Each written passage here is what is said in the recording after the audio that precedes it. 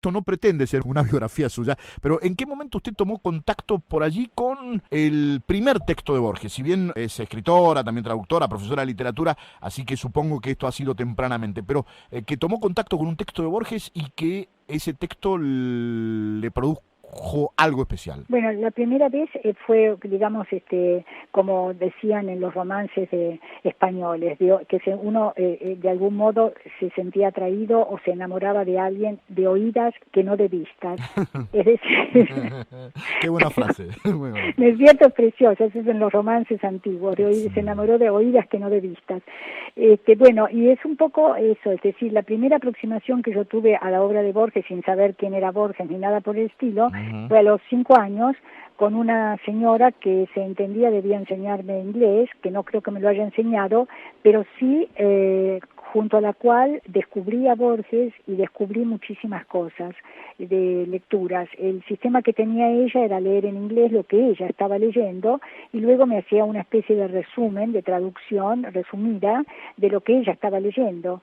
Y entre esas cosas que ella me leía estaba, por ejemplo, César y Cleopatra, Shaw, el teatro de Shaw, cosas de Kipling, y entre esas cosas me leyó los 2 poemas ingleses de Borges. Ujú. Y entonces, sobre todo con uno, yo no entendía nada, pero lo que yo como instintivamente sentí es que ese ser era como tan... yo no sé cómo explicar, porque tampoco tenía noción de lo que era ser solitario, pero que era como Ajá. yo en esa especie de soledad, ¿no? Y de cuidado también de esa soledad, aunque yo era una niña de 5 años, ¿no? ¿Y cómo la vida la lleva a Borges, a María Kodama? Bueno, eso fue, yo después más tarde, como a los 12 años, yo desde chica, bueno, a los 5 años yo ya había aprendido a escribir, a leer un poco, a leer bastante, y digamos, para la edad, y entonces yo quería escribir y quería enseñar porque para mí enseñar es lo más maravilloso que hay, porque es abrir la mente de la gente al universo, Sí, a claro. infinitas Sí, posibilidades, por ¿no? supuesto. Entonces yo quería enseñar. Y un amigo de mi padre me llevó a una conferencia que daba Borges, porque este señor era fanático de Borges, y me llevó. Por supuesto no entendí nada, pero fue una lección de vida para mí, porque yo era muy, muy tímida, Ujú. y cuando vi los tímidos nos reconocemos, ¿no? Entonces, cuando lo vi, yo pensé, pero este señor es mucho más tímido que yo, y si él puede hablar delante de toda esta gente, aunque sea con voz baja, yo voy a poder hablar delante de 30 alumnos. Eso para mí fue como la llave de la felicidad. Un envión, un trampolín. Exacto, fue sentir que lo que yo quería hacer iba a ser posible. ¿Se acuerda dónde fue esa conferencia, María? No estoy segura, pero creo que era en el Instituto Libre, Ajá. pero no estoy segura porque me llevó este amigo de mi padre que era re fanático de él y bueno, nada más, pero yo era chica y no prestaba mucha atención tampoco a Ujú. los lugares o qué sé yo, me llevaban, ¿no? Como a todos los chicos. Allí estuvo frente a Borges, escuchándolo. ¿Cuándo se cruzó con Borges, digamos, e intercambiaron una palabra, un saludo, algo más? Bueno, eso fue, yo había ido a comprar un libro al centro, estaba en el secundario, y entonces él salía de una librería, y yo le dije hola, entonces él me dijo hola, y me preguntó quién era, y le dije, bueno, que yo había escuchado una conferencia cuando era chica, y él se rió porque por la voz se daba cuenta que, bueno, no era muy grande. Ujú. Entonces me preguntó, dice, claro, ¿en qué trabaja usted? Yo le digo, no, yo estoy en el secundario.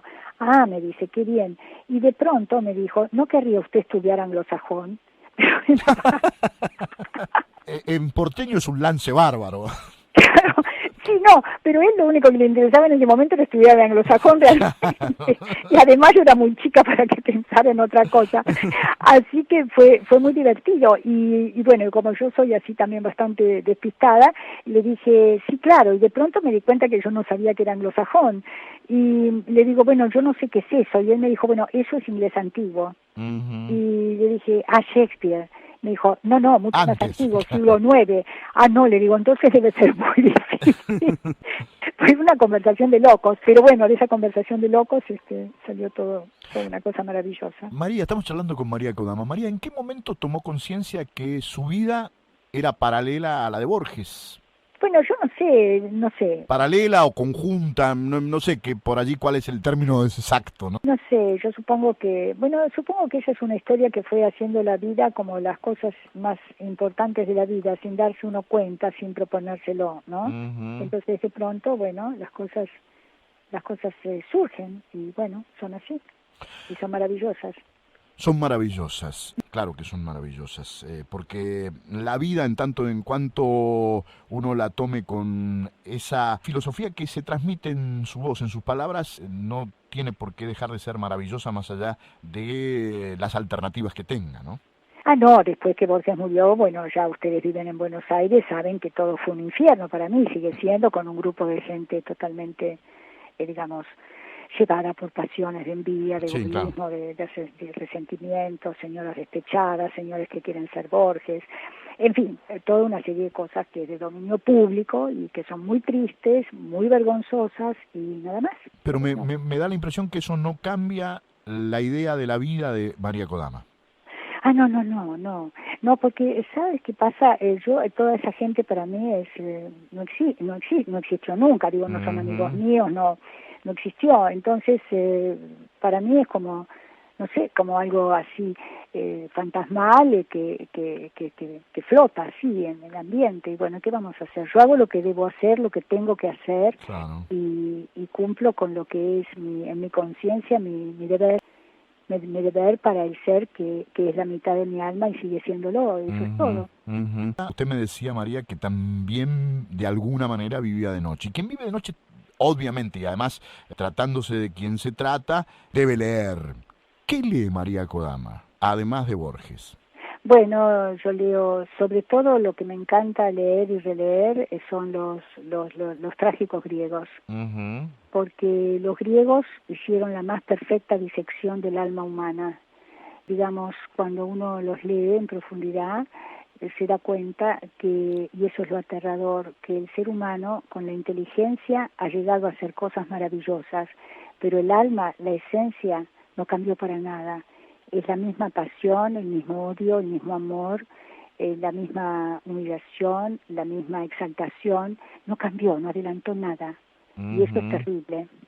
En lo que tiene que ver con lo contemporáneo, sin que me mencione autores, sino por allí géneros, ¿hay algún género preferido para María Kodama? Bueno, a mí lo que me gusta es uno de mis autores preferidos en cuentos es Cortázar, aunque bueno, ha muerto ya, pero Sí. bueno, de todos modos es uno de mis autores preferidos y digamos argentinos, ¿no? Sí. Y como poeta, el poeta que yo creo que ha hecho una obra extraordinaria y que injustamente, bueno, como todos en realidad, lo que sucede a veces en este país, injustamente no recordado como debe, es Alberto Girri, que escribió una obra maravillosa sin necesidad de apoyarse o del famoso filicidio o parricidio, Claro, sí. ¿no es cierto? Y que hizo su camino solo con una obra realmente espléndida. Fenomenal la obra de Girri. Es espléndida. María, la última pregunta, que es difícil, que es arbitraria y por lo tanto también le caben respuestas arbitrarias, pero le prometo que es la última y la dejo tranquila. No, pero sí, estoy encantada, me divierte mucho hablar con ustedes. Tiene allí toda la obra de Borges, pero tiene que elegir para leer dentro del rato que viene un poema y 2 cuentos de Borges.